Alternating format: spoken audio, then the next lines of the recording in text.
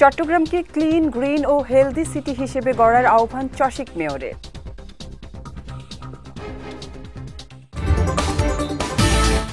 এবং টেকনাফে ৩৫,০০০ পিস ইয়াবাসহ আটক ৭।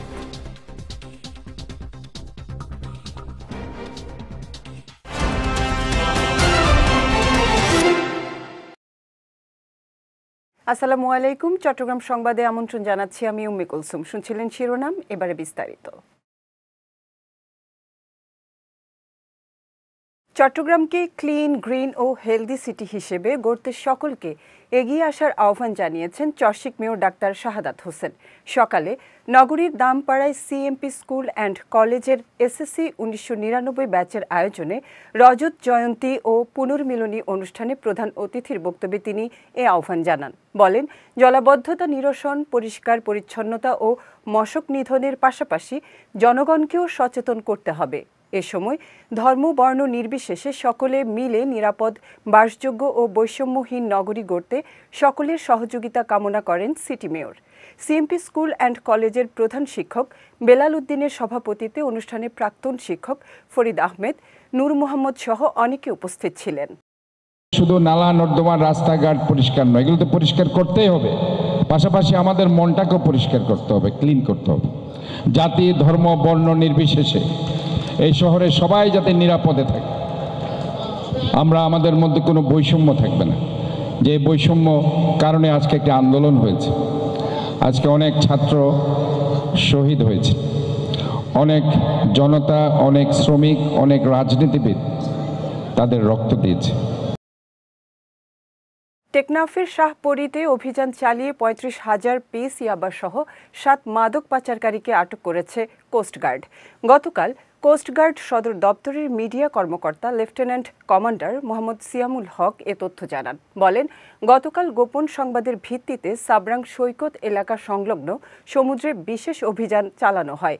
এ সময় মায়ানমার থেকে বাংলাদেশ সীমানায় আসা অবৈধভাবে একটি ইঞ্জিন চালিত কাঠের বোটকে সন্দেহজনক মনে হলে বোটটি আটক করা হয়। পরে বোটটিতে তল্লাশি করে ৩৫,০০০ পিস ইয়াবাসহ ৭ মাদক পাচারকারীকে আটক করা হয়। জব্দকৃত ইয়াবা ও পাচারকারীদের পরবর্তী আইনানুগ ব্যবস্থা নেয়ার জন্য টেকনাফ মডেল থানায় হস্তান্তর করা হয়েছে বলেও জানান এ কোস্টগার্ড কর্মকর্তা। উখিয়া ও টেকনাফে অবস্থানরত রোহিঙ্গাদের চাপ কক্সবাজারবাসী আর সইতে পারছে না বলে মন্তব্য করেছেন বিএনপির সাবেক সংসদ সদস্য ও হুইপ শাহজাহান চৌধুরী। গতকাল সন্ধ্যায় কক্সবাজার প্রেস ক্লাবের ৪৯তম প্রতিষ্ঠা বার্ষিকীতে প্রধান অতিথির বক্তব্যে তিনি এই মন্তব্য করেন। বলেন, বিশেষ পরিস্থিতিতে রোহিঙ্গাদের আশ্রয় দিলেও ফ্যাসিস্ট সরকার তাদের ফেরত পাঠাতে কূটনৈতিকভাবে চরম ব্যর্থ হয়েছে। কক্সবাজারের মতো পর্যটন শহরকে রক্ষা করতে হলে রোহিঙ্গাদের দ্রুত তাড়াতে হবে বলেও মন্তব্য করেন শাহজাহান চৌধুরী। এ সময় নেজামি ইসলামী পার্টির সভাপতি আব্দুল খালেক নিজামী, এবি পার্টির কেন্দ্রীয় যুগ্ম আহ্বায়ক জাহাঙ্গীর কাশেম সহ অনেকে উপস্থিত ছিলেন। চট্টগ্রামের চন্দনাইশে জাতিসংঘের নিরাপত্তা পরিষদের নারী, শান্তি ও নিরাপত্তা বিষয়ক জাতীয় কর্মপরিকল্পনা বাস্তবায়নের উদ্দেশ্যে উপজেলা স্টিয়ারিং কমিটির দ্বিতীয় সভা অনুষ্ঠিত হয়েছে।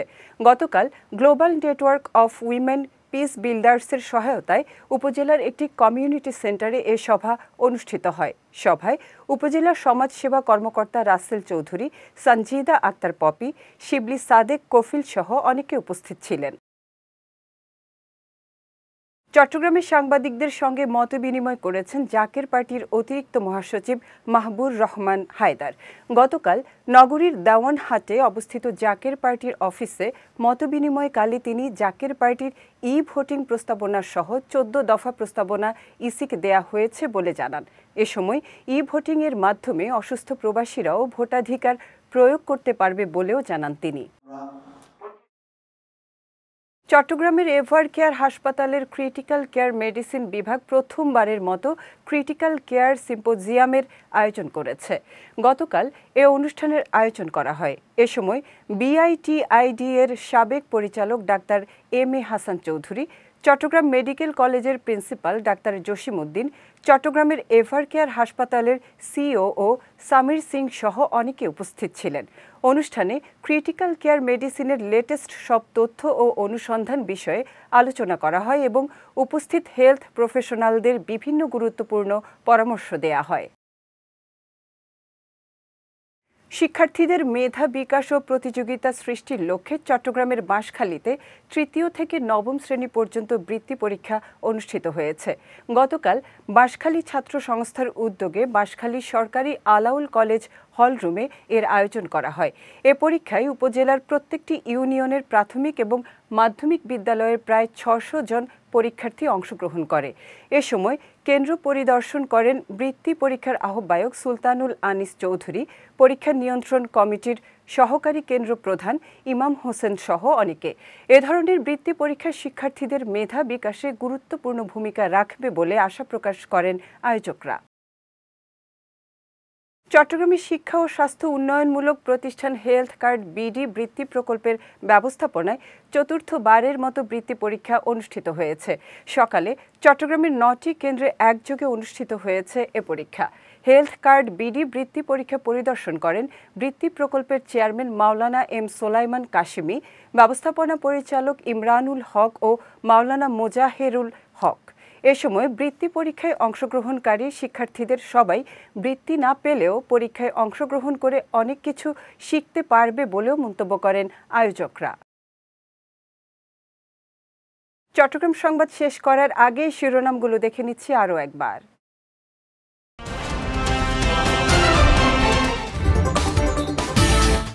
চট্টগ্রামকে ক্লিন, গ্রিন ও হেলদি সিটি হিসেবে গড়ার আহ্বান চসিক মেয়রের।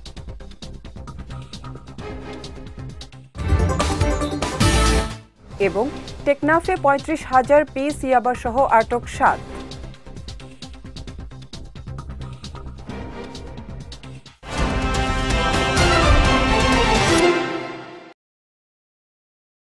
চট্টগ্রাম সংবাদ শেষে আজকের মতো আমি উম্মে কুলসুম আপনাদের কাছ থেকে বিদায় নিচ্ছি। রাত ৯টায় আমাদের পরবর্তী বিজয় রাতের সংবাদ দেখার আমন্ত্রণ রইল। এছাড়াও আজকের চট্টগ্রাম সংবাদের ভিডিও দেখতে পারেন আমাদের ইউটিউব এবং ফেসবুক পেজে। আমাদের ইউটিউব হলো youtube.com/bijoytvofficial এবং আমাদের ফেসবুক পেজ হলো facebook.com/bijoytvlimited। এতক্ষণ সঙ্গে থাকার জন্য ধন্যবাদ সবাইকে।